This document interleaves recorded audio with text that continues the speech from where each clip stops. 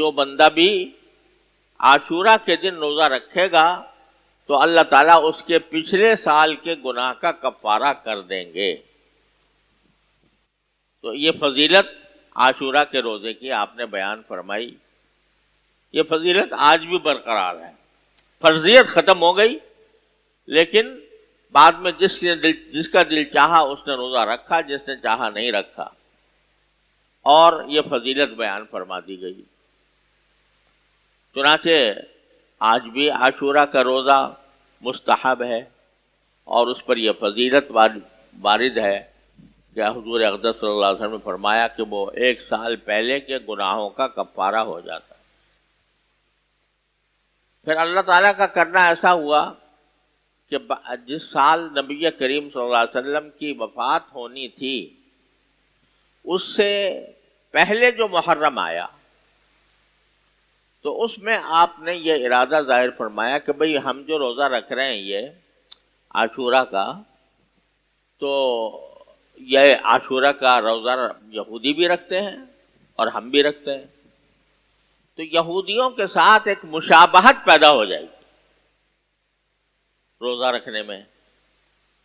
آپ کو یہ بالکل پسند نہیں تھا کہ کسی مسلمان کو کسی غیر مسلم کے ساتھ تھوڑی سی بھی مشابہت پیدا ہو. مشابہت سے مراد یہ کہ جو کام وہ کر رہے ہیں وہ ہم بھی کر رہے ہوں، جس طرح کا معاملہ وہ کر رہے ہیں ہم بھی کر رہے ہوں. یہ بات جس طرح کا لباس وہ پہن رہے ہوں اس طرح ہم بھی پہن رہے ہوں، جو اپنے حلیے کے اندر جس قسم کا حلیہ انہوں نے رکھا ہوا ہے اس قسم کا حلیہ ہم بھی رکھیں. یہ بات نبی کریم صلی اللہ علیہ وسلم کو انتہائی ناپسند تھی. لہذا آپ نے فرمایا کہ اگر میں اگلے سال زندہ رہا تو میں 10ویں روزے کے ساتھ ایک روزہ اور ملاؤں گا، یا تو 9 تاریخ کا یا 11 تاریخ کا، تو کوئی نہ کوئی میں روزہ اس کے ساتھ ایک اور ملا کر رکھوں گا. یہ رسول کریم صلی اللہ علیہ وسلم نے ارادہ ظاہر فرمایا. اس وجہ سے مسلمانوں نے یہ کہا کہ رسول کریم صلی اللہ علیہ وسلم کے اس ارشاد کے مطابق ہم عاشورہ میں جب روزہ رکھیں گے تو صرف تنہا عاشورہ کا نہیں رکھیں گے، بلکہ اس کے ساتھ ایک روزہ ملا کر رکھیں گے، چاہے وہ 9 تاریخ کا ہو چاہے وہ 11 تاریخ کا ہو.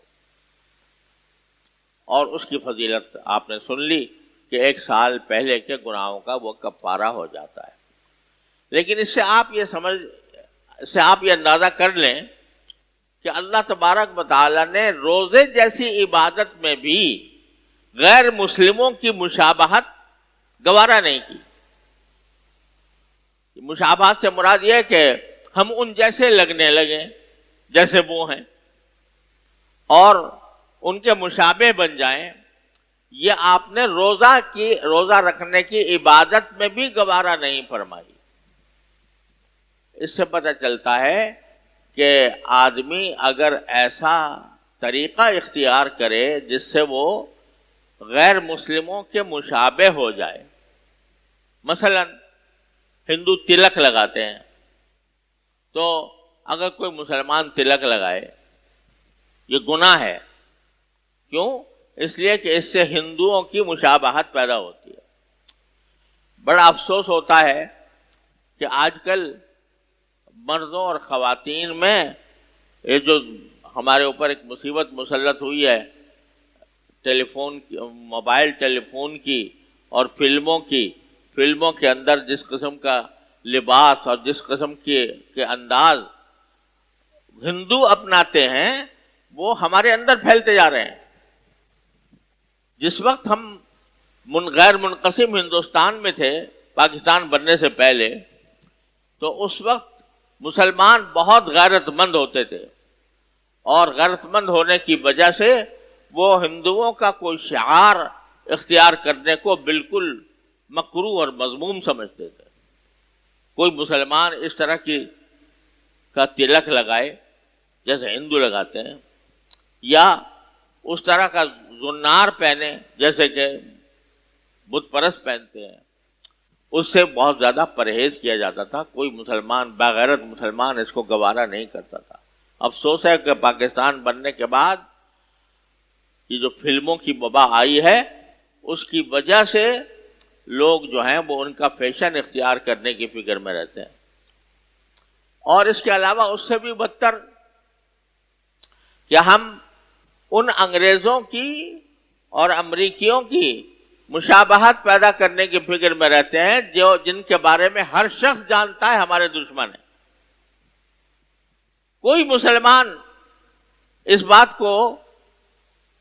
کا انکار نہیں کر سکتا کہ یہ مغربی اقوام چاہے وہ یورپ میں ہوں یا امریکہ میں ہوں، وہ مسلمانوں کے خلاف سازشوں کے جال بنتی رہتی ہیں. لیکن ہم نے ان کا لباس، ان کا اوڑھنا بچھونا، ان کا طریقہ کار ہم نے اختیار کر لیا.